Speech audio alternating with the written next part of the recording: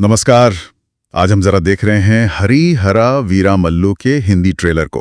हमारे पास इसका ट्रांसक्रिप्ट है, तो चलिए इसमें गोता लगाते हैं, देखते हैं क्या है। ट्रेलर की शुरुआत ही एक ऐसे माहौल से होती है जहां लगता है कि इतिहास का कोई बड़ा पन्ना खुलने वाला है। हाँ बिल्कुल, संघर्ष है, जुल्म है। और फिर एक नायक की उम्मीद। वो बात कर रहे हैं कि ऐसे वक्त की जब कहा गया हिंदू बने रहने की कीमत चुकानी पड़े। हाँ, और संस्कृति पर खतरा था। ये एक तरह से स्टेज सेट करता है पूरी कहानी के लिए, नहीं? हाँ बिल्कुल। और ट्रेलर ना सीधे सीधे औरंगजेब का नाम लेता है। अच्छा जी। और वो डायलॉग जैसे हिंद पर खालिस इस्लाम का मुकद्दस परचम लहराएगा, इस साफ इशारा है कि टकराव किस लेवल का है।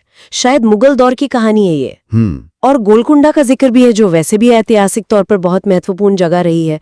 तो ये सब मिलकर कहानी को काफी बड़ा बना देते हैं। और इसी बड़े कैनवस पर फिर आता है हमारा हीरो, जिसके बारे में कहा गया है प्रकृति की कोख से जन्मा सच्चा वीर। हाँ, गोलकुंडा से निकले। गोलकुंडा से निकले 8वें आदमी का जिक्र है, जिसे दिल्ली पहुंचने से रोकना है। और मुझे वो लाइन बड़ी दमदार लगी, या तख्त या ताबूत। हाँ, मतलब आर्या पार। सीधी बात, कोई बीच का रास्ता नहीं। सही। और उसको जैसे प्रकृति से जोड़ा गया है ना, बंजारा बादल है, पानी चुराता है, मच्छर सी किस्मतों पे बारिश बरसाता है। वाह। हाँ, ये उसके किरदार को थोड़ा रहस्यमयी, थोड़ा लोकनायक जैसा वैसा टच देता है। वो सिर्फ एक लड़ाका नहीं है, शायद कुछ बड़ा करने वाला है। और उसका लक्ष्य भी देखो, कोहिनूर वापस लाना। हाँ, कोहिनूर, और उसके लिए किसी अनोखे रामबाण की जरूरत बताई गई है। और आत्मविश्वास तो देखो उसका। कहता है, आज तक तुमने शेर को भेड़ बकरी खाते देखा होगा, आज एक बब्बर शेर उनका शिकार करेगा। क्या बात है!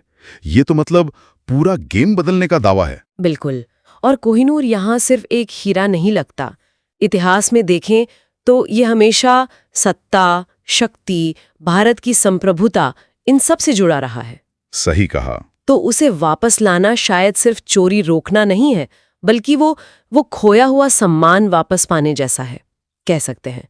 और ये बब्बर शेर वाली बात, हाँ, ये उसी पलटवार की भावना दिखाती है। शिकारी अब शिकार बनेगा। अच्छा, एक और मिशन का जिक्र है ट्रेलर में।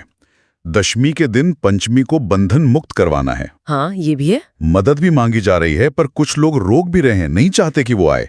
ये पंचमी कौन है और दशमी का ही दिन क्यों?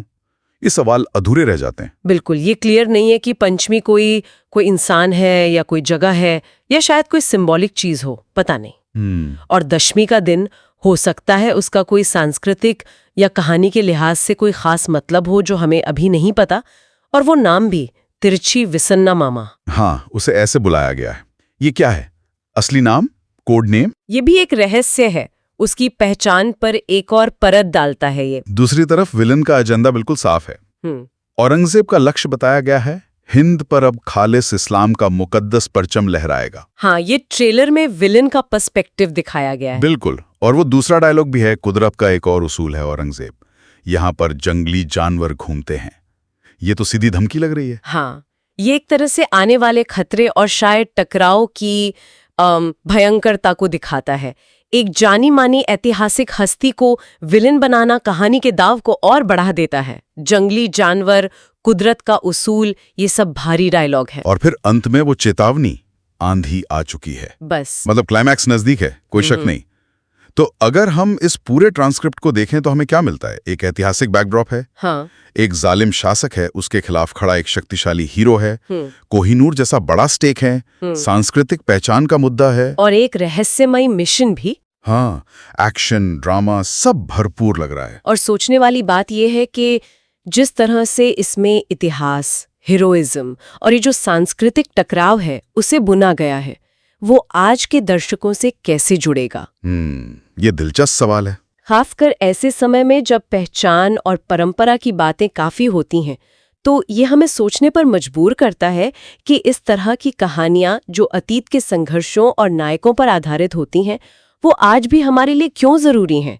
क्या बताती हैं हमें? बिल्कुल, एक गहरा सवाल है ये। और शायद इसी सवाल के साथ आज की इस चर्चा को हम यहीं रोकते हैं।